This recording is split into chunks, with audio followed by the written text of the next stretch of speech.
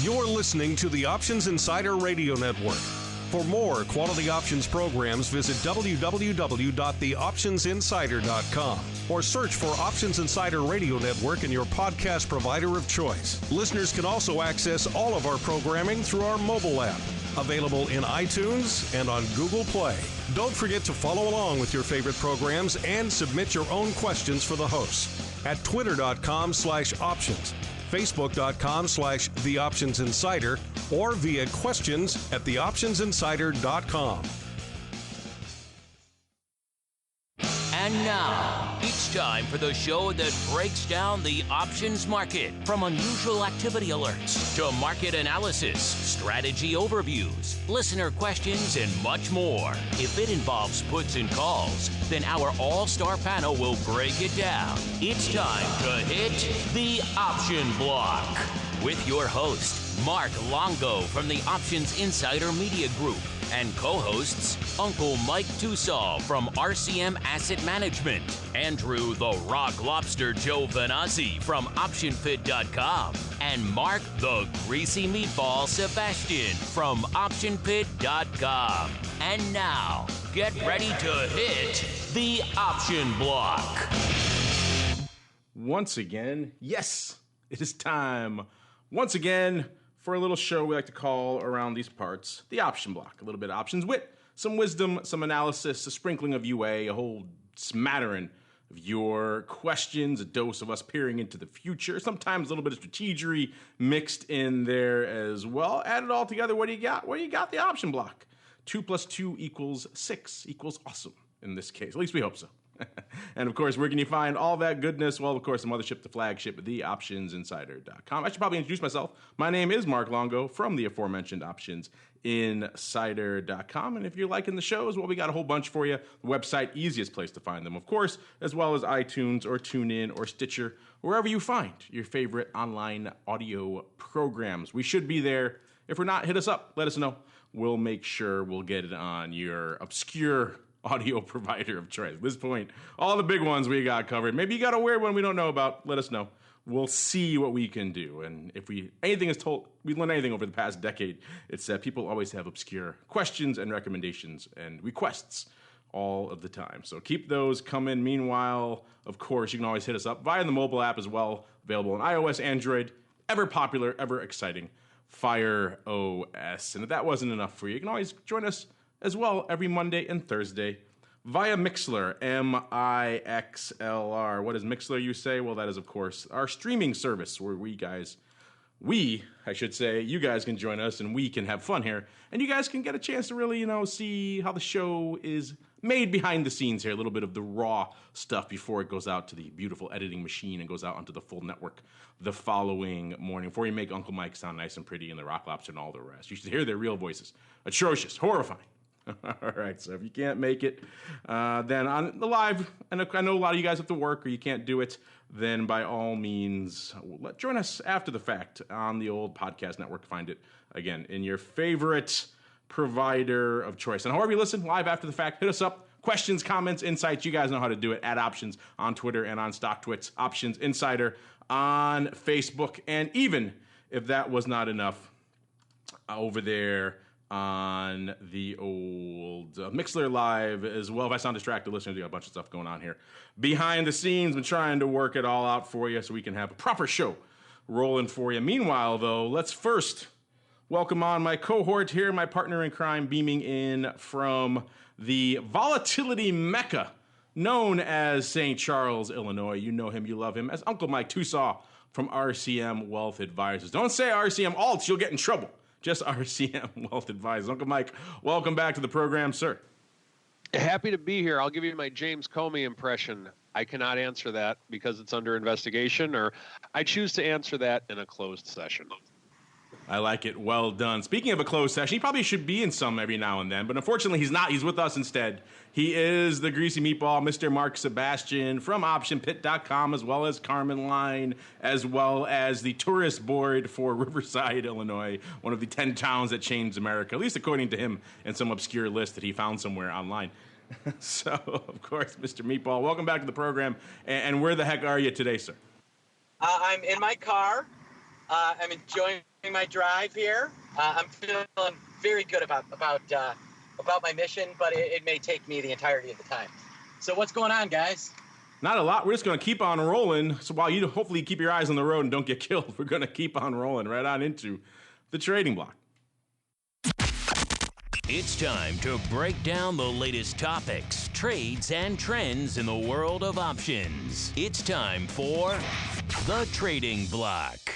All right, everybody. Welcome to the Trading Block. Like the man said, the portion of the program where we break down just what the heck was going on in today's market activity. I know you guys are probably like the rest of us here. You're really enthused, really excited to see that rush, that pop in the VIX yet again. You know, we saw that huge spike. Volatility is finally back thanks to Mr. Comey. You know, premium selling is back. All is right with the world. Oh, wait.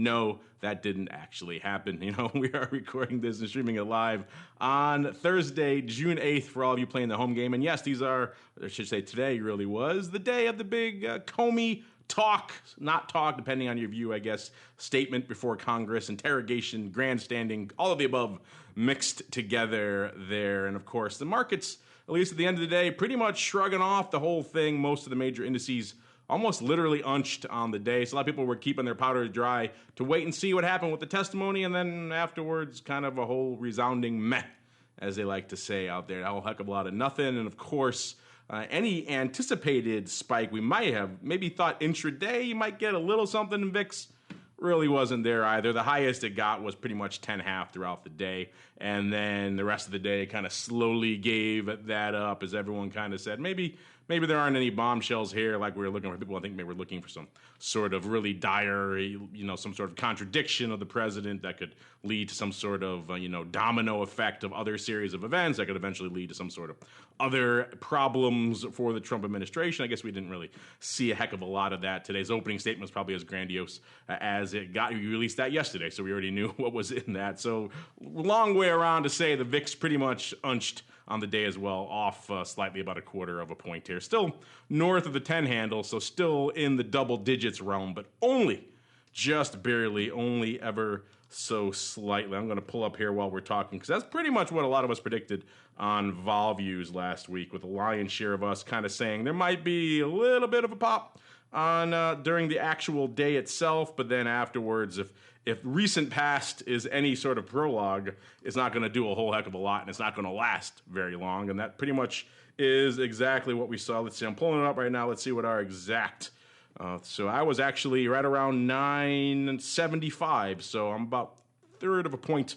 away or so. Mark was a little bit shy of me. He was on like the historic low side. And then we had our guest picking 10. Russell, of course, on the upside, 1060. We'll see. We have one more day. We'll see which of us is the winner. Well, let's let Mr. Meatball get a little bit closer to home, Uncle Mike. So let's start with you. What was cooking in St. Charles today, and what caught your eye in today's explosion of market activity? I can't answer that. I have to do it in closed session. No, come on. It was impressive how he just basically, in a professional way, just said, "No, I'm not going to talk to you. No, I'm not going to talk to you." So that's what that's what I noticed throughout the day today. Metals were down a little bit. Silver pulled back about 1% on the day. How are the mini metals, though? That's my question. The midget people that sing heavy metal, they probably did pretty Correct. well on the day, of course. But with today, the one thing that I did notice that was kind of an impressive move was the Russell. The Russell actually had over 1% of movement on the day, with the S&P having virtually no percent of movement on the day. So we did get some movement in the small caps. And then overall, with the S&P, we did peak out roughly around 11:20 today, Chicago time. And that's about the time that Comey was done talking. I'm thinking, okay, well, maybe the market's going to rally now that it turns out that it's not going to be the beginning of the impeachment of Donald Trump, at least from today's testimony anyway. But it did not. It just kind of went down, and it really didn't go down that much. It really didn't do much after that. So the continued resounding meh throughout the day today. Of course, we have the British elections. I believe the results from that come out tonight at 5 o'clock Chicago time. So we still got a shot at hitting that 10.6 in the VIX or whatever. So we'll see what's going on with that. But not too likely from what I'm seeing so far. But overall, the big news that could have happened this week, it doesn't look like it's going to happen. So maybe the Golden State Warriors will be the big news of the week. Who knows? And I'm just for the record, Mike, let's just get it on the record right now. I'm just going to go out on a limb and say you did not adjust your 2-year silver collar yet again. I'm just marking it down. Is that correct? You are correct, sir. So a whole lot of nothing out there in silver land. This much ballyhooed 2-year collar you told us about so far hasn't had a lot of bally or who to it, but we shall see. The trade is still young. It's got 2 years to go after all, or somewhere close to that realm. Hopefully, Mark, you got a little bit closer to home or to your office or wherever you're heading right now, so you're in a little bit safer zone and you have a moment to spare to regale us with all the sea of activity that lit up your tape. I'm guessing it was a lot because you actually had time to go swap out your internet today. So I'm guessing it was a ton of stuff on your screen today.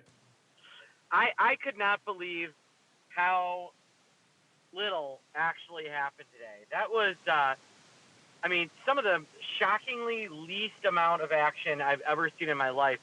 The one thing I would say is that we did see kind of the VIX futures get a nice little kick in the stomach today. Not as big as maybe, they were down below 11.5 for a minute, but they're still holding up, which makes me think that, there might be a little more prepping for Federal Reserve next week than a lot of people thought. I also noticed that Alibaba, if there was anything going on, it was in Alibaba, which was up huge, 10%. This is a hundreds of billions of dollar company, and it was up 10% in a day. That is just amazing, the move that thing made. So that caught some attention from me, and we were kind of flipping some things around there. But I spent most of my day trying to shut stuff down after the vol meh around Mr. Comey. Like I said, I feel like Trump news has become similar to a Trump tweet. We just there's so much of it, and it's so overblown or overhyped or false, one way or the other, that nobody even pays attention anymore. That's what I think is really the big news here. So, Mark, I hate to even bring it up, but one of our listeners mentioned it. I usually don't allow it. Maybe I'll allow it a couple of times throughout the summer period, but dare I say it, are we in the dreaded sell in May, go away, sell vol? Use that however you like. Sell vol and go away, sell the market. Maybe not sell the market. That's still rallying as slight as it may be. But are we in this period where we're kind of just going to be sitting on our hands for the next few months? Are you feeling that, or you think there's some rays of hope out there? Sell vol in June to avoid the swoon. That's what I say. I think that it's going to be slow. But I think there's a real opportunity for some vol selling strategies to maybe show their teeth this summer. We could have vol in 10 for a very long time. Was it Barclays that came out this week and said, if we had looked at volatility over the last 60 years, we think VIX would have been 10 or below, or lower for 10% of the time. So there is something interesting out there in terms of kind of, maybe this isn't as unusual as we're led to believe. I think that was the Goldman paper that came out recently. I haven't had a chance to look at it, but everyone's talking about it. I think that was a Goldman.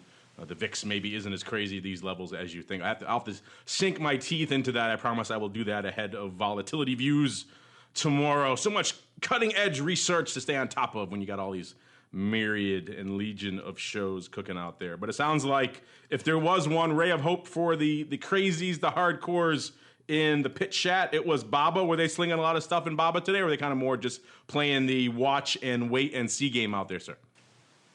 Comcast was very busy. Or not Comcast. Baba was very, very busy because I'm going to Comcast. Say Comcast. What did I miss in today's activity? So, old CMCSA. No, Baba was flying today. It had about a 10-point range, and it was up huge and then down and then right back up. That sucker was moving. So I will say that there was a lot of – it was one of those rare days where stock is up big and the vol was up, which tells you there's some interest. Yeah, that's a rare scenario to have underlying up and vol up. Talked about that a million times. You don't very rarely do we see that, except in some weird biotech names that may have a heavy call skew. A lot of times in the commodities because they have funky call skews and volatility skews as well, and sometimes in some weird quote-unquote zealot stocks like your Teslas and your Apples before earnings, where everyone and the mother's got to have the upside, and then we can see a rally and some increase in vol. But 9 times out of 10, that is not the case, but that is indeed what we saw today out here in Baba. It was up about a little over 13% net on the day, nearly 17 handles, got as high as about a 143.70, so up nearly $18 at one point intraday, and closed very close to those highs, lighting it up from a volume perspective as well. This is the name that does about 110,000 contracts a day, so good paper on most days anyway, a volume leader on most days. Today, doing 834,000 contracts, and you might imagine calls leading the dance, and that was indeed the case. About 2.7 to 1 calls over puts out here, and open interest actually is surprisingly even in a net open interest. There's no bias to the calls or the puts. So outside of today's paper, it's pretty much 1-to-1 calls over puts. All sorts of funky things going up out here. 12,000 of the weeklies expiring tomorrow in June. 145s going up today. 13,000 of the monthly 120s. Even 3,000 of the regular June 155s, the one doubles. So it's just crazy. 140 seems to be the trade du jour. That was the 140 strike in June. That seems to be about 22,000 and change. That seems to be the number one with a bullet trade. But pretty much throw a dart, pick a strike, and it had at least a few hundred, not a few thousand or 10,000 or more contracts out here today. It was crazy town. June one doubles also active, 8,200. So kind of pick your poison. Baba lighting it up today. Maybe they're feeling a little bit of this blush of love where all these online retailers just they can't get enough love, Amazon and others, as they slowly encroach on pretty much every aspect of our lives. They've been crushing retail. Now they're going to crush pretty much everything. They're going to deliver stuff to our houses with drones. They're going to sing you to sleep at night, provide you a robot to tuck you in, all that good stuff. So stay tuned to the bold, bold future that we have in store for us. Meanwhile, while you're staying tuned, stay plugged in because it's time for the Odd Block. It's time to break down the most interesting, unusual, and downright questionable options activity that's been identified by theoptionsinsider.com. It's time for the Odd Block.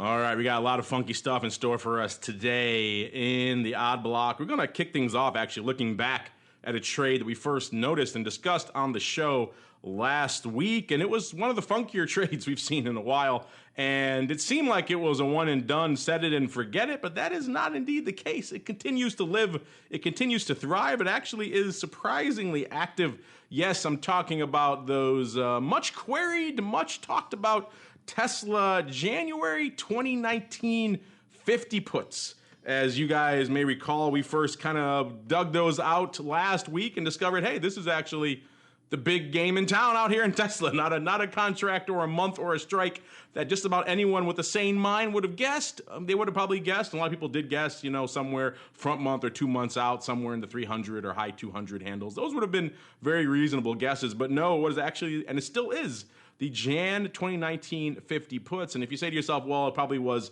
and a lot of people did suggest this actually, it's probably a hedge against some size OTC trade, maybe a short CDS, some short OTC type trade. They want to hedge it with the listed. I'm with you, except for the fact that this thing continues to trade, and it continues to trade a fair amount. It's like a trickle of 50, 100, couple hundred every day. In fact, since we first noticed this about a week ago, they've added about 12, almost 1,300 more contracts. So it was about 26,000 and change. Now it's nearly 28,000 open on this strike. So there is a continual trickle of people coming in and loading up on these puts for $120, $140, somewhere in that range, over and over, 50, 100, 200 a day.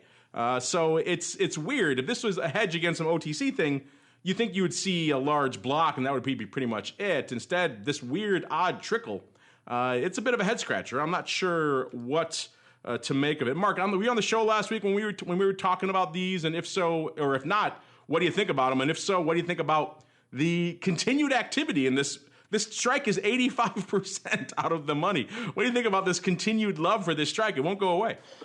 You know, it could be somebody that's a long-term holder or has got in at a specific price. It could be somebody who has options on specific stuff that they're protecting themselves against. So that could be the issue. I don't know. Other than that, that's really the only explanation, is that it's somebody that just owns the stock from, maybe very early on or some things like that. Maybe it was a Solar City investor at some point that was holding it. But that is the only explanation for that trading.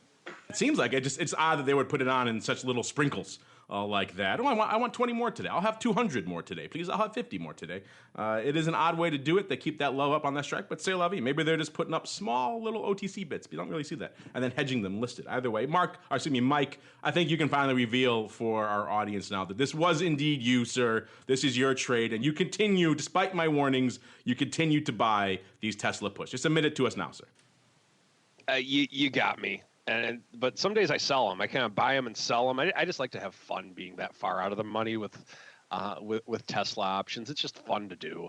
You know my old saying, 85% gone, can't go wrong, right? When you go that far out of the money, you just got to win. It just makes total sense. We'll have a little more about that a little bit later. Your guys' thoughts, you guys have a lot of them on what the hell you think is going on that strike. Go figure. You see, talk about Tesla. People have opinions. Who to thunk it? But yeah, we'll get into that a little bit when we talk about our question of the week. For now, I just wanted to put that up there because it's so odd. It's got to be in the odd blocks, the only place it really belongs. But it is some of the more odd paper that we have seen in some time, and it continues. It continues to. I thought for sure we'd find that position, and it was kind of a one and done, and some more stuff would trade, and that would kind of go away. But that is not the case. It continues to build. Meanwhile, talking about building, someone's building themselves a nice long position in Verit or Verit. I'm not sure how you pronounce that. Inc. Ticker symbol VER. Closing today, $8.36. Pretty much unched on the day, so it wasn't a massive underlying day that lit up the options, but the options did indeed light up. This is the name that does shy of 1,000 contracts a day. Today, doing nearly 44,000 and almost exactly one-to-one puts to calls, 22,000 and change in the calls and about 21,700 in the puts. So pretty much exactly one-to-one. If you want to find where all this paper was, you got to scroll down a little bit. You got to scroll all the way down to January of 2018. Not quite as long-term as the Tesla, 1 year shorter, but still pretty far out there, where we see someone putting on a pretty sizable bullish risk reversal. One of my old favorites here, lighting it up for some size here in Verit, and it's a tight one too, as you might imagine. It's an $8 stock. Not a lot of strike choices out here, so we saw paper lighting it up first, blasting out 21,000 of these 8 puts out there in January 2018, doing those for a nice 50 cents, crushing the bid 21,000 times. And they got some long deltas there, and they said, you know what, I need a little more. We're going to load up and lift some offers on the Jan 9 calls as well, doing that 21,000 times. Also paying 20 cents for those. So net, they collected 30 cents to get themselves long about 3/4 of a share, about a 77 or so delta out there. So not a bad little bullish position, and actually collecting themselves a little bit of juice to do it. They got 30 cents in their pocket, so things go south to the downside. They still got down to about 770 where they're actually covered. So not a bad little trade. We've seen certainly far less savvy trades in the odd block over the years. I can think of all the times we saw people rolling for 6 months for 3 cents or 7 cents comes to mind. So we've seen a lot of more, shall we say, questionable trades in this one. Someone obviously wanting to get themselves a little bit long some deltas and not afraid to use the options for some size to do it. And let's see why they may want to do this. Looking at the chart for the past year here in good old Verit. By the way, if you're wondering, this is yet another, it's in the name, it's another REIT. They invest in looks like areas of Puerto Rico, Canada, and some others. And this name has kind of had a bit of a wild ride over the past year. Got as high as about $11 and change back in late summer, August of last year. Then it kind of trended south, getting as low recently as right around 7.5. So Those puts looking not that bad on the downside net on the day there, that 8 put strike. And right now hovering kind of in the low end of that range. So our friend here thinking, this recent sell-off kind of overdone. They got clipped a bit back in earnings back in early May. That really seemed to knock them off about $1 and change or so after that announcement. And our friend here thinking, maybe it was time for a little bit of an aggressive rebound out here. We obviously like this thing to run pretty hard north of the 9 strike. Interesting stuff. Maybe Mark, we'll start with you. I've never looked askance at a nice bullish risk reversal, particularly one that makes sense. Obviously, the stock's cheap, so you could maybe take issue with it there. Say maybe you just buy the stock instead. But still, all in all, I'm not too up in arms on this one. What do you think about someone getting long some deltas here in Jan in VIX Inc? It's clearly stock replacement, and every time I see a trade like this, I go, why do people even bother buying the stock unless they need voting rights? So I really like it. If you like VIX, by the way, VIX he's my programmer. VIX. He and I go way back. So anyway, yeah, it's stock replacement. I mean, it's a really smart way to do it, and I don't understand why people buy stock, like I said, unless they really want the voting rights. It's funny, if the Viceroy were here, I'm sure he'd take all sorts of issue with this. It's not quite at the level. He usually takes a real umbrage at around the 5 strike, $8. He might be okay with it, but still, he might take issue with it there. Uncle Mike, I know you're sitting there getting ready for the strategy block. I'm going to force you in anyway, just for fun, because it's Thursday and we're having fun here. Why not? What do you think of this size bullish risk reversal? Do you like this? I don't think we talked much about this. Are you a fan of the bullish risk reversal in general? And what do you think of this use case versus buying the stock itself? It's a cheap stock. Well, I have to come in under serious umbrage because I'm dragged in kicking and screaming, of course. But with that being said, I like the risk reversal because if the markets go higher or if the underlying goes higher, you give yourself opportunities to close out the short put, and then you've taken a lot of risk off the table with a similar amount of upside, and you have a lot more free capital to use. The other thing is that if you have a margin account, you can actually not have as much of your capital taken up. Although if you want to have all of it taken up, you can, which is fine, depending on what your risk tolerance is. Most of the time, that's the way with which we would do it and an account under my management. But I like it in general. And in this case, I don't have a problem with it at all. I mean, you could make a case that, like Mark does, the only reason that you would buy stock is if you would want voting rights. The only reason that I would say if you want to buy stocks, if you do plan on holding them for a longer period of time and you want to have a longer-term capital gain or put off tax on them. But an IRA, there's things that you can do with stock in a combination, but for the most part, I think I like options. I guess you're on the right show there. We'll let Mark get his customer service sorted out there over there in the crazy, noisy world of Comcast. While we move on to our final name, this was a frequent offender back in the day before they reverse split. This was kind of the much maligned city. They, of course, were super popular with a lot of the HFTs. A bit of a ways back, not so much anymore. They're a little bit too rich for their blood now, trading 45.21 where they closed today, up about 1.5% or so out there. Of course, ticker CIT. And this is another name that we actually reviewed this. You may remember this initial trade back in early March 3rd to be precise here on the show, where we broke down a pretty sizable ratio roll here in Citi. Back then, the stock was trading around $43, so a little bit more than $2 shy of where it is right now. And paper was coming in. Looks like they were unloading quite a few, actually, of the April 43 calls, expiring on the 21st. So the April 21st 43 calls, dumping about 16,000 of those, and there was open interest, was about 22,000 and change, and then turning around and gobbling up almost 2x, about 25, nearly 26,000 of the April same month, so expiring on the 21st, 45 calls, doing it for $1.06 and then 46 cents, so net 60 cents. Of course, they did it on a ratio, so a little bit different there. But still, someone was obviously betting on a nice pop, a big swing for the fences in Citi, taking whatever profits they had made on those 43s and then putting them right back to work, 2x nearly on that 45 strike. And we like to look back. We don't get a chance too often, but we're trying to do this a little bit more now, looking back at some of the things we profiled and see, hey, how did that work out? Was it indeed the smart money? And in this case, I'm sad to say for our friend here that it was not. It was actually very, very poorly timed. They missed the pop by about 2 days. They expired on the 21st, and these things pretty much went out, these 45s that he loaded up on nearly 26,000 of, pretty much went out worthless. At a penny, you can get all you wanted the day before. And then 2 days later were the earnings for Citi. So it's weird to see a big positioning like this on a contract that doesn't include the earnings. You think maybe you want to get your date straight next time. That is indeed the case. Obviously, it'd be a little bit more expensive if they had pushed it back a week, but they probably would have been thankful if they did because the stock took off right on the day of the earnings, which were the 25th, and it pretty much broke through that 45 handle and then broke through 46.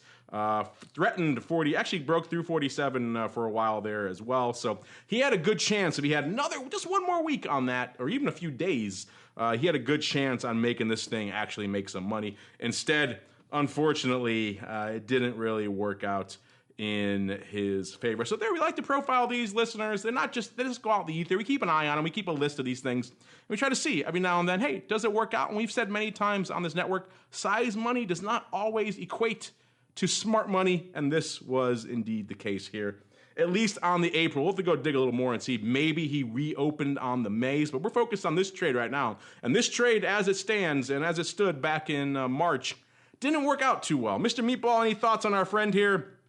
Missing it by that much, missing it by 2 days here on this big upside ratio. Not his best trade, I will say that. Sometimes people make bets on stocks running up into earnings, and there were a lot of earnings in front of it. But, talk about, I would say, fail. And if this guy put those trades up and got his dates wrong, he should no longer be employed. I will say that. Yeah, I know, it's funny. We were talking down at OIC with the people. You can check it out on our network listeners, the interviews, with the people from Wall Street Horizon. And they pretty much, all they do is this. They give you the right dates for things like earnings and things. And you would think there wouldn't be a huge market for that, but maybe this trade in and of itself is an example that people do need to have their. I'm kind of surprised why you would put this on this way, why you would close and then roll to so much more size on the upside and then do it 2 days before earnings. I mean, if you want to hedge something, you probably want to hedge against the earnings event. If you want to speculate on something, you probably want to speculate on the earnings event. Doing the whole thing for that much, for that soon, and then taking it off ahead of time. This is just one just doesn't fill me with joy, shall we say. Uncle Mike, let's take it home. You don't get to play in the odd block too often. I want you to come play a little bit as well before you do all your strategery. What are your thoughts on this one and our friend missing it by just that much here on his April upside ratio in Citi? He probably went to the Mark Longo the Mark Longo service of providing earnings announcements on Apple to get the announcement for what he needed for that stock is the first thing that comes to my head. But yeah, no, I think that like we always say, the big money isn't always the smart money, and I'd be curious to see if he did roll it out another couple days. But in this case, it looks like it was not the correct move. And when in doubt, I always like to tell people to go out a little bit further. With that being the case, so that way you can at least have a shot. Yeah, this guy, he did put it on, at least it was an April trade, so maybe it was, he looked at an April Fool's date calendar and got the date wrong. Either way, it's just, it was so close. It would have been a home run if he had just a couple more days on this one. And yet, that's the danger of options. They have a time component. Can be a challenge. In this case, the challenge was clearly too much for our friend. You have a story, a tale of woe when your options expired, just that close to being a home run? Hit us up. Let us know. We'd love to hear from you guys. Tales of woe, tales of profit. Let us know. Meanwhile, though, it's Thursday. That means it's time for Uncle Mike to put on his big boy talking pants. It's time for the strategy block. It's time to dispense options, wit, wisdom, and education. It's time for the strategy block.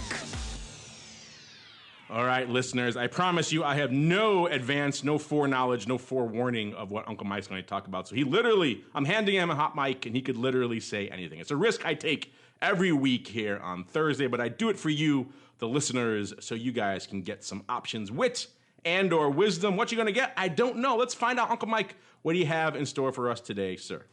Let's see what we got. I want to go through today the importance of having different strategies for different underlyings in similar scenarios.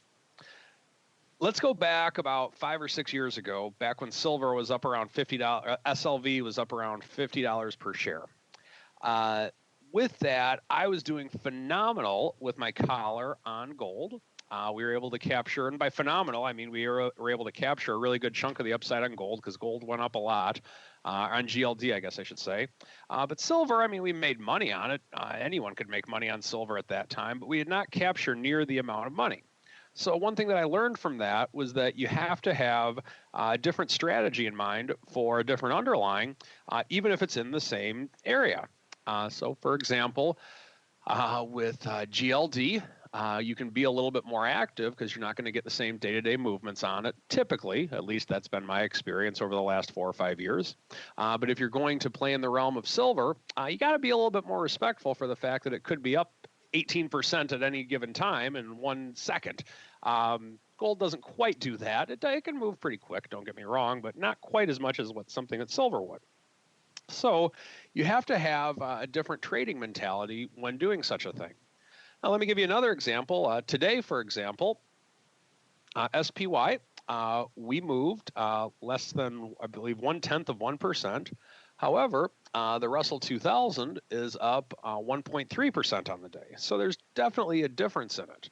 Now, you have to have a different mentality on it. If you're looking to trade the Russell, there's going to a lot of times be a little bit more movement on it and a little bit more volatility, and so you need to adjust your strategies accordingly. SPY is a little bit more smooth, typically. Of course, anything that I'm saying can change at the drop of a hat, but you need to have preparation for how with which you would do it. Now, one thing that I want to add to this is how a lot of times people will use the VIX as a hedge against an underlying an equity portfolio, or just against the S&P in general. I think that that is a trade. I don't think that it is a bona fide hedge. There's plenty of times where the VIX will go higher and the market will go higher. The VIX will go lower and the market will go lower. Because oftentimes what people will do, and I'm oversimplifying this, of course, they'll be long the S&P, and they will also buy calls on the VIX with the concept that the market and the VIX have a reverse correlation. If the market were to go down, the VIX were to go higher. Now, the problem with that, and we talked about plenty on the show, is that it doesn't always work that way. Now, it can, and oftentimes it does, but it's not a hedge. It's a trade. And that's something that really needs to be explained. In my world of hedging larger or people's large nest egg portfolios, I view that as buying car insurance to protect your boat. And obviously, that's not the right way of doing it. Now, if you want to do like what the guys over at the Option Pit do, if they're combining SPX options and VIX options and the predictably crappy VXX options, whatever the case may be, no qualms about that. That's a trade. It's something that's to be done in the more of a speculative manner. But if you're looking to hedge that with the entire portfolio, you have to have an understanding of how things work and how you'd have different rules for different scenarios, for different markets, for different indices. Excuse me. Another example of this would be when doing covered calls or short puts on wheel type stocks. Like the wheel trade that we talk about on the show. We do this with the triple income strategy at RCM. I know Mark has a service that he's doing something along those lines. But if you're doing this with individual stocks are going to move different than what an index would.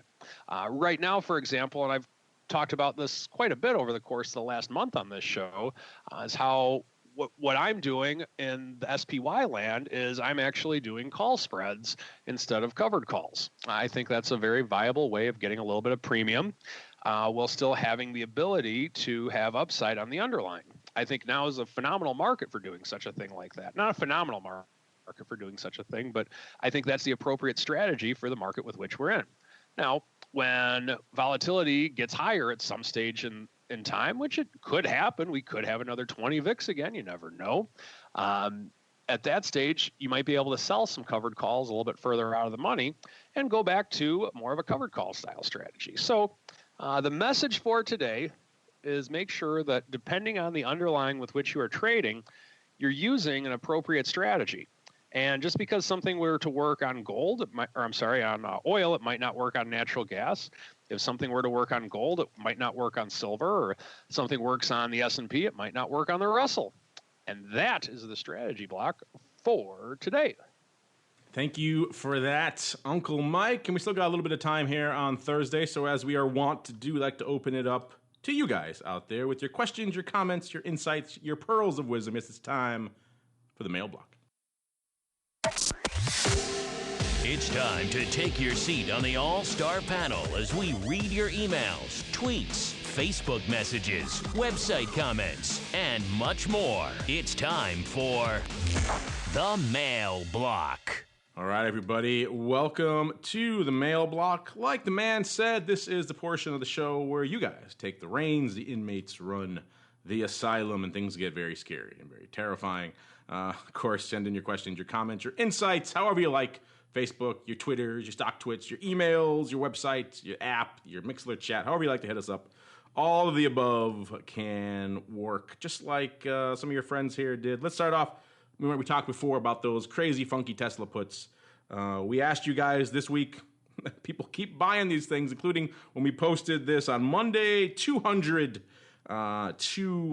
people, 200 had traded on Monday alone. And we told you about 1,200 total over the past week. So these things still lighting it up as we speak. And so we asked you guys, why do you think someone is buying these things? Do you think it's just a crazy, extreme catastrophe hedge? Do you think, given that it's a trickle of small size, maybe there's a newsletter out there talking these things up? It'd be odd, but we've seen odder things on the odd block. Do you think, like our listener asked about, I think it was last week, are they using these puts as a way to protect themselves against the death of Tesla, to hedge their Model S, if you will, so an extended warranty? Or do you think, really, at the end of the day, just an idiot would buy these things? Let's start with you, Mr. Meatball.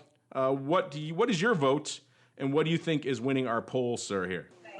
I'm going to guess Hedge is winning the poll, and that would be my vote as well, as I believe we discussed earlier. I gave you a chance to choose idiot, and you chose the calm, rational choice. You're disappointing me, sir, on every level. Uncle Mike, we'll go back to you, sir. What is your vote, and what do you think is winning our poll, sir, here with a day or so left?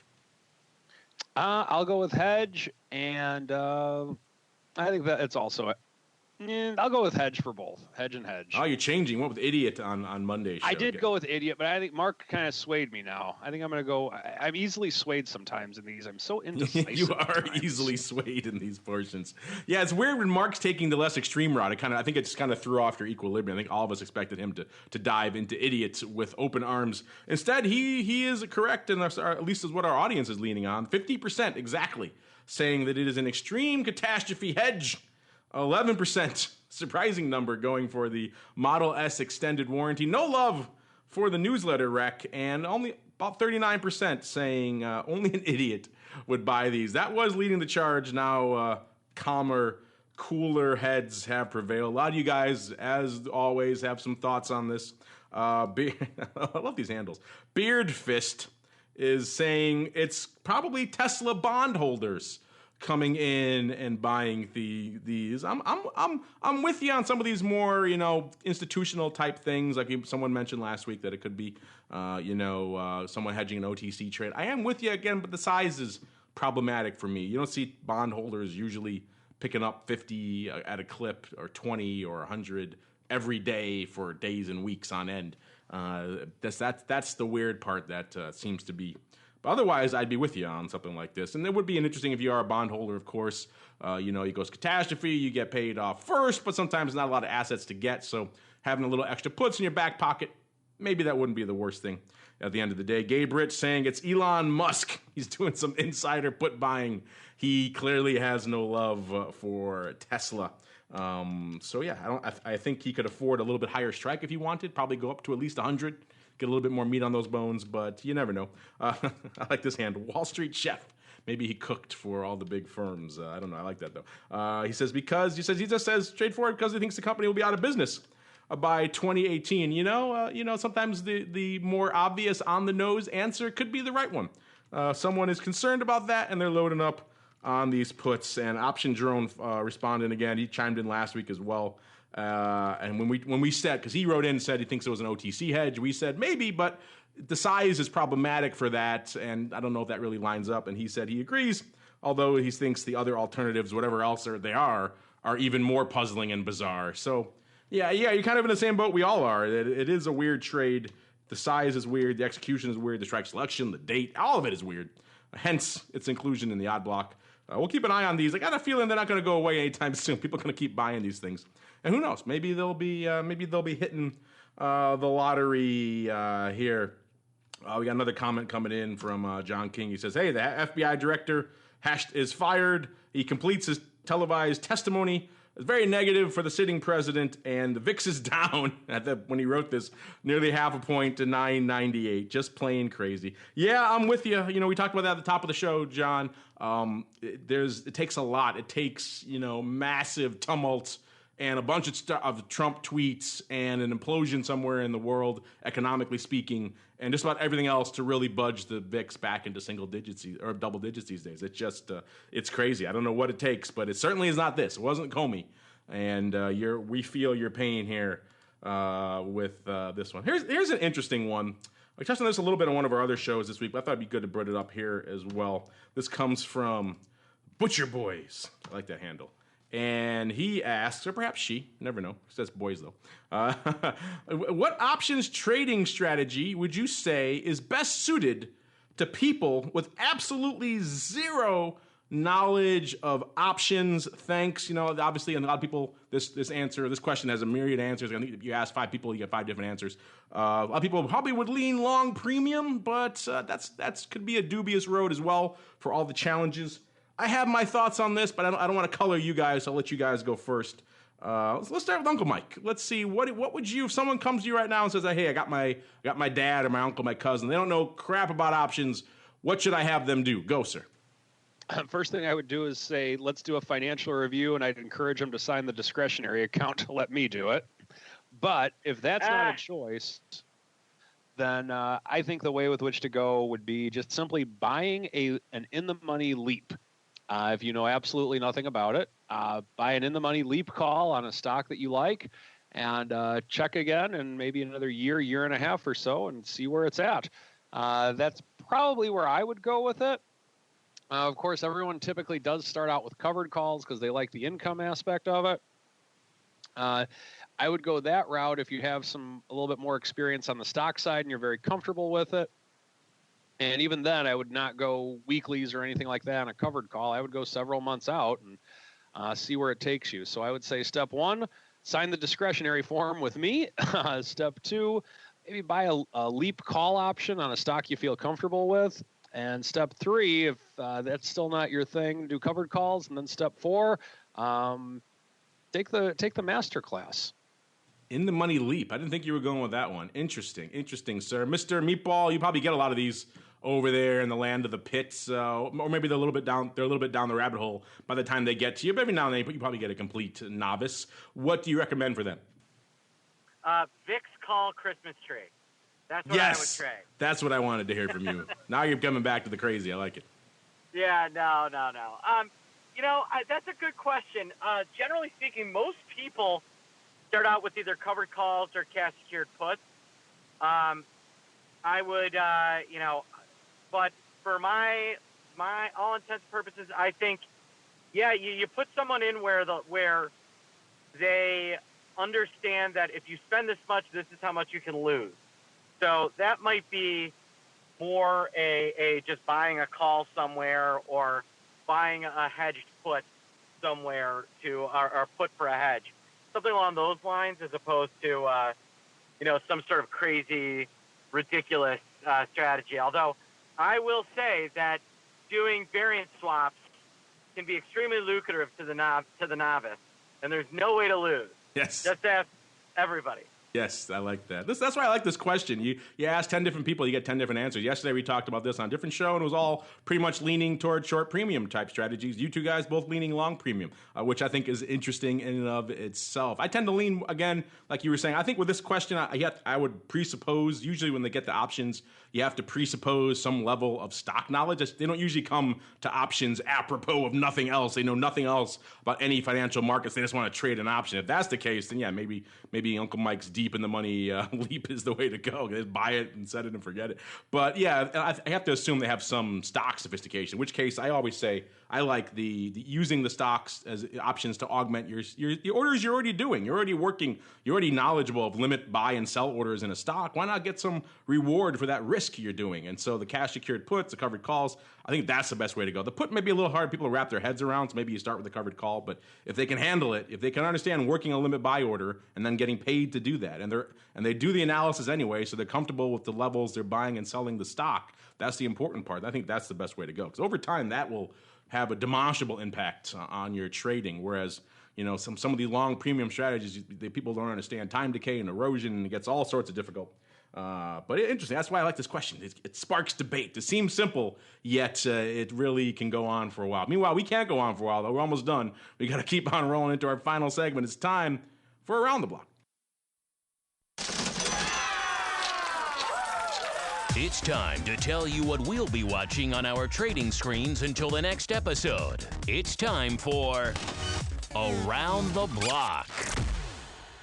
All right, everybody, welcome to Around the Block, the portion of the show where we tell you what's on our radar, on our trading screens for the rest of this week into the weekend. Heading into this today, everyone had Comey on their trading screens, on their radar. It was kind of a big swing and a miss, at least from an options volume and volatility perspective. Maybe there still are some ramifications left to be found out on this, but from an initial impact on the markets today, not so much. Uncle Mike did allude to, we do have some results coming out of Europe and Britain in particular later on today, so maybe that will be the spark we need. But that said, there's not a lot to really look forward to. Earnings are kind of done for the most part, the big ones. We are heading into that dreaded summer period, so hopefully there's something on the horizon. Uncle Mike, save us. We'll start with you. What do we got to watch the rest of this week into the weekend? The thing that I'm tuning into in the next hour or so is the British elections. I want to see what's going on with that. We'll see if the Golden State Warriors can sweep the Cavs. And aside from that, I think we just need to watch the numbers, and we're still very close to a new all-time high. We could make a new all-time high tomorrow, and we'll just see where that takes us. And Mr. Meatball, same question for you, sir. What, if anything, is on your radar for the rest of this week into the weekend, aside from those VIX Christmas trees? VIX Christmas trees aside, I'm really, I think maybe we're paying a little more attention to the Fed than I had thought. The Fed has their news conference next Wednesday, and that's going to drive things as far as kind of everything else. The British elections, I guess if they're really bad for mid-May, that could be a problem.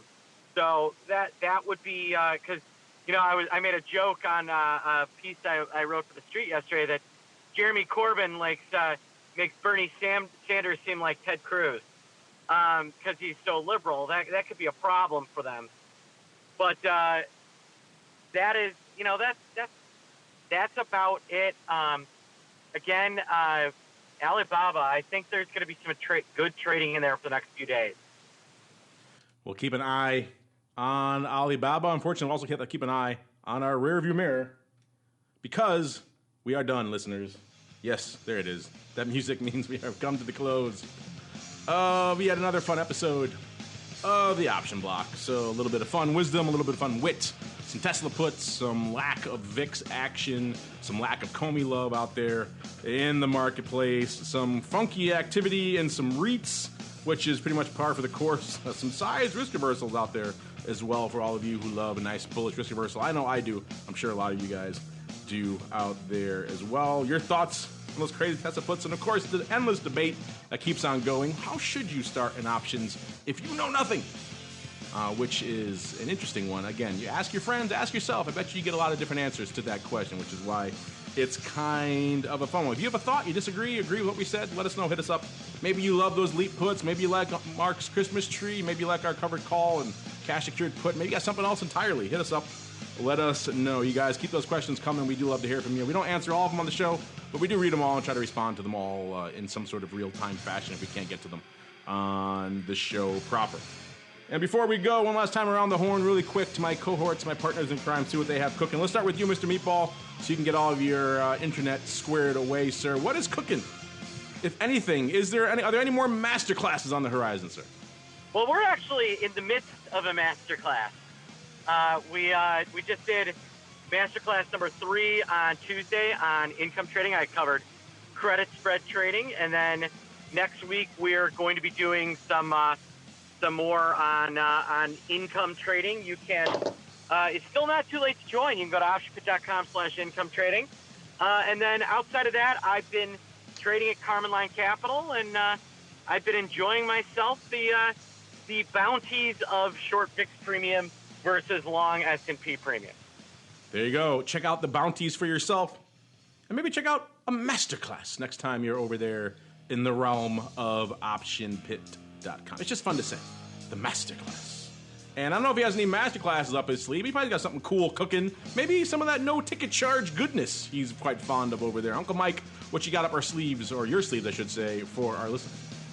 Well, if you're concerned with the price of the masterclass, how about giving the money to Sebastian instead of your broker? And the way with which you can do that is possibly by saving money, by not paying a ticket charge, by trading through the RCM umbrella at either TD Ameritrade Interactive Brokers or MoneyBlock/Trading Block. We do have 35 cents a contract, at least at one of the brokers. We do charge a small fee. That's how we make our money. But I'd say, for pretty much all of the people who trade through us, becomes lesser than what the ticket charge would have been. So if you're interested in such a thing, feel free to contact me and we can discuss it. 312-212-3531, or shoot me an email at mtosaw@rcmfs.com. There you go. Hit them up, listeners. If you too, you're tired of that ticket charge, hit them up, and then maybe you have enough money to pay for the masterclass, and everyone is happy. But unfortunately, that's all the time we got this week, listeners. On behalf of Uncle Mike and the Meatball, and indeed myself, thank all of you out there in the listening audience for downloading, streaming, subscribing, all that fun stuff. We love to hear from you, and we'll see you next week for more of The Option.